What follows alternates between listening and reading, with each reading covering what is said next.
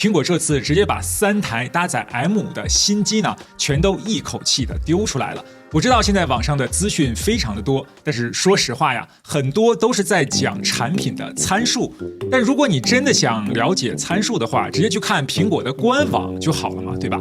所以今天呢，彼得森在这里啊，我们就不去重复那些参数了，我就用最短的时间帮你把新款的 M5 iPad Pro、MacBook Pro， 还有就是那个 Vision Pro 一次性的讲清楚。那今天这支影片呢，我们就直接来解决你心里的肯定会有的3个问号吧。那第一个就是今年的重点的升级到底是什么呢？对你的体感真的有差吗？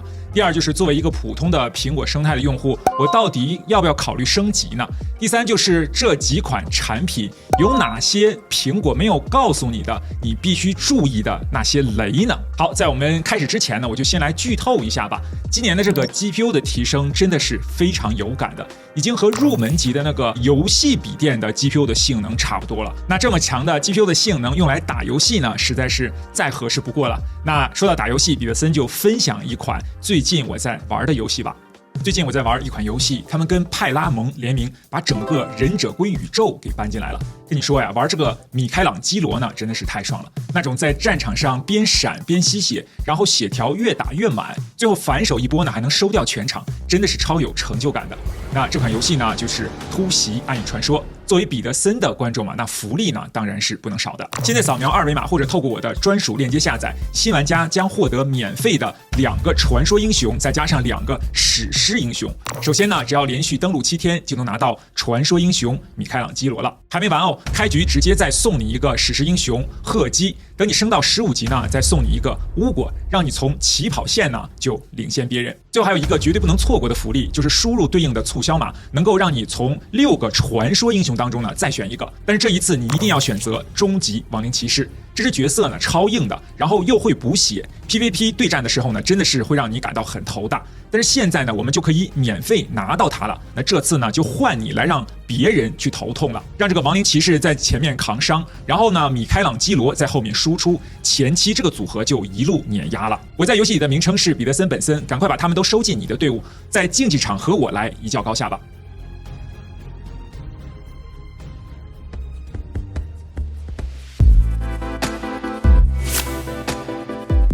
Hello， 大家好，欢迎回到彼得森的频道。我们先来聊聊这个 iPad Pro 吧。说实话呢，它就像一台就是被拴着的一只野兽吧。其实从这个 M1 的时代开始呀，这个 iPad Pro 的性能呀，就已经跟它笔电呢都是一样强大的了。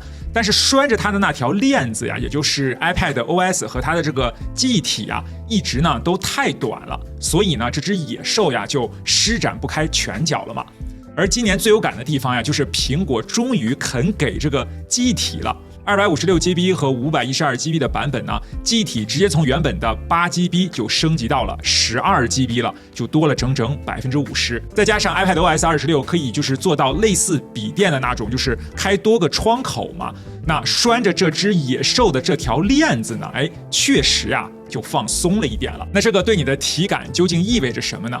意味着就是当你开更多的视窗的时候，或者在那个 Procreate 里面有超多的图层来画图的时候，或者呢就是在剪辑一些比较复杂的就是 4K 的专案的时候吧，还有就是 APP 之间来回切换的时候呢，这些时候的卡顿呢会比之前吧，就是会明显的减少。尤其如果你还在用 M1 晶片之前的那些旧款的 iPad 的话呢，那如果生成这个 M5 之后呢，整个的体感呢会是提升是非常非常明显的。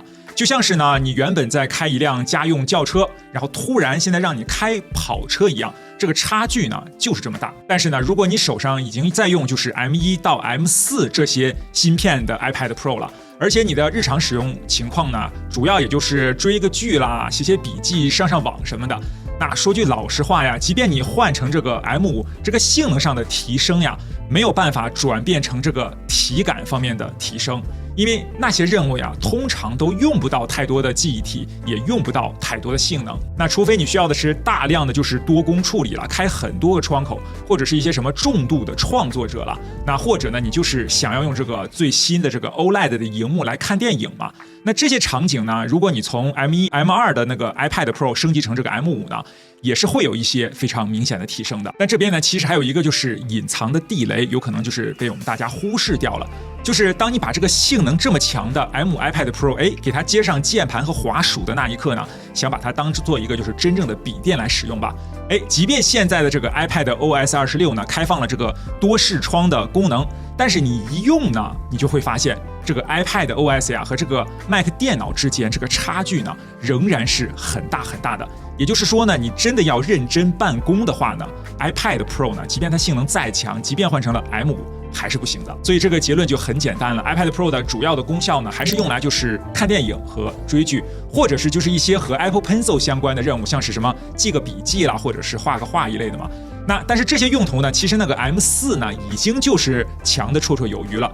那 M5 呢，最多算上一个锦上添花，但是最主要的拴着这只野兽的链子，也就是 iPad OS 的系统啊，比之前放长了一点，确实是有的，但是呢，也没有完全放开。所以说呢 ，iPad Pro M5 的版本呀，就没有那种必买不可的理由了。好，我们换到这个 MacBook Pro。那如果说这个 iPad Pro M5 呢，仍然是一个被封印的野兽的话，那这个 M5 的 MacBook Pro 呢，就像是一头彻底补齐了所有的短板，性能完全被释放的怪兽了。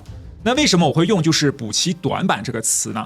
其实说实话呀，过去几代的这个 M 系列的晶片吧 ，CPU 呀一直都是非常非常强的，甚至已经可以说是性能过剩了。但是 GPU 这个环节呀，说真的就是一直在拖后腿的那条腿了。但是今年呢，苹果终于就把这条比较短的腿呢，就硬生生的给它接出来一大截。那最短的这个短板呢，彻底给补齐了。M5 的这个核心的升级啊，就是用更强的 GPU 再配上全新的 AI 性能的辅助呢，让整个这个 GPU 的就是效率吧，效能直接拉高了一大截。苹果这边呢，都是和自家的那个 M1 相比了。那我就帮大家算了一下，这个 M5 的 MacBook Pro 相较于1年前的 M4， 这1年过去究竟快了多少呢？在跑大语言模型的时候 ，M5 的速度比 M4 大约提升了256%。整体的效能几乎是原本的3倍多了，这代表它在处理 AI 推理任务的时候真的快到爆炸。然后在 AI 影片画质增强软体里 ，M5 比 M4 提升了大约79%。在 Blender 这种 3D 渲染的软体里面 ，M5 提升了大概74%。再来是 Premiere Pro 里的 AI 语音增强，这一项也很夸张 ，M5 比 M4 提升了大约193%，等于快了将近2倍了。那你在剪片的时候，那个处理声音的速度呢，会明显快很多。最后在游戏的部分，使用的是《电狱判客》，也叫做《赛博朋克2077》这款游戏来对比的了。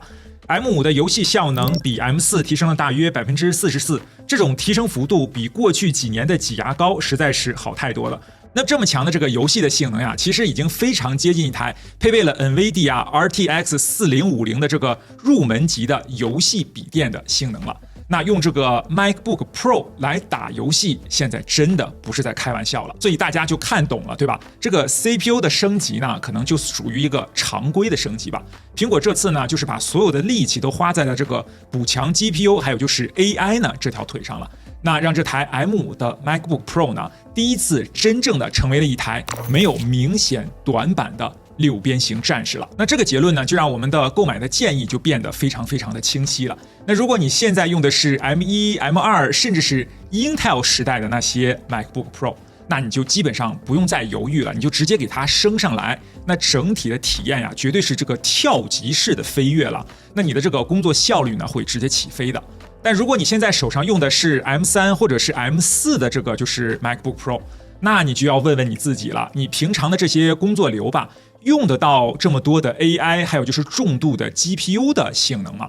那如果用不到的话呢，那这个 M 带给你的这个体感的提升啊，就很少了嘛。那对于这些用户来说呢，就不要着急着升级了。而且这里呢，苹果其实还埋了一个就是隐藏的地雷，这里呢要划重点了。如果不出意外的话呢，明年的 M6 MacBook Pro 它会有一个全新设计的外观，还有就是 OLED 的面板，甚至呢还会支援那个触控的操作了。那如果我们再忍上1年，明年直接出手，直接买这个 M6 的话呢，那绝对会是一个更好的选择。但是如果你现在手上的工作吧，就已经就是让你的电脑卡到每天都想砸电脑了，那你就不用再等了，时间就是金钱嘛。你现在就买一个这个 M5，然后呢，才是真正的帮你来省时间省钱嘛。你想啊，你用这台 M5 MacBook Pro 1年多，就是用它来赚到的钱，足够买好几台电脑了。如果你是这种情况的话呢，就不要为了明年的这个新的设计去硬撑了。再来就是新款的 Vision Pro 了，它也升级成了这个 M5 的晶片嘛，然后效能啊、流畅度啊，肯定是会有就是提升的，用得更顺的。但说实话，这个东西啊，就是你懂的，就像是车展上就是用那个红龙围起来的一个概念超跑一样的，放在那边很好看，性能很猛，外观呢就是很帅，但是它的这个价格呢，也是很猛的。那决定你体感的呀，永远都是内容的生态和佩戴的舒适度这2个方面了。而在这2个最重要的方面啊，这个 M5 的版本啊，不仅没有就是说有明显的进步了，甚至是在这个舒适性上呢，有可能都开了倒车了。根据官方的这个数据显示吧， M5 比 M2 的那个版本呀，重量要更重了，最大的重量可能都要来到800公克了，足足比上一代重了150公克。那你这个重量是要逼着我们做这个颈部的重训还是怎样？反正呢，我觉得你跟我吧，大概率呢都不会买这个东西，对吧？那咱们呢也就不在这个上面多浪费时间了。最后我再补充2个就是容易被忽略的一些小细节吧。第一就是 iPad Pro 256GB 和 512GB 的版本，配备的是 12GB 的记忆体 ，CPU 则是3大核6小核，一共9个核心。而 1TB 和 2TB 的版本，记忆体会升级到 16GB，CPU 也会给满4大核和6小核，总共10个核心。不过这个价格呢，也会跟着往上跳不少。第二就是，即便你选择了这个 16GB 记忆体的 iPad Pro， 不代表你的这个键鼠工作流呢就会变成一个 macOS， 这点我们前面也提到了。iPad OS 26呢，比以前呢确实是好很多了。我就说，认真的办公的话呢，它仍然是会拖你后腿的，这一点我是很确定的。那你如果真的想要认真的来办公的话呢，仍然应该去选择一个 MacBook， 哪怕一个 MacBook Air， 它的办公效率都会远远超过这个 iPad Pro。以上就是彼得森在第一时间帮大家整理的这些重点了。那接下来呢，我还会做就是更多的这个深入的对比和实测嘛。那如果大家想看哪个场景的实测，比如说是 M5 iPad Pro 的玩游戏的表现，或者是这个 M5 MacBook Pro 它这个渲染的速度到底有多快呢？那就在下面留言告诉我吧。最后就是今天的福利时间了，今天是我们这个有奖竞猜活动的第10个影片了，也是最后一个影片了。那本期的关键词呢，就是 iOS 加上安卓，也就是说呢，这个设备呢是同时支援 iOS 和安卓系统的。我看留言当中很多人呢，其实都猜错了。那有了这个最重要的关键词，应该会容易不少吧？那如果还不了解这个活动的朋友，赶快就去留言区呢，去看一下这个活动的详细说明吧。我就再给大家1周时间好了，截止的日期呢是美东时间的10月22日的凌晨，也就是台湾时间那边的10月23日的中午12点了。那在这之前有猜到这个奖品名称的人呢，还是有机会获得这个奖品的。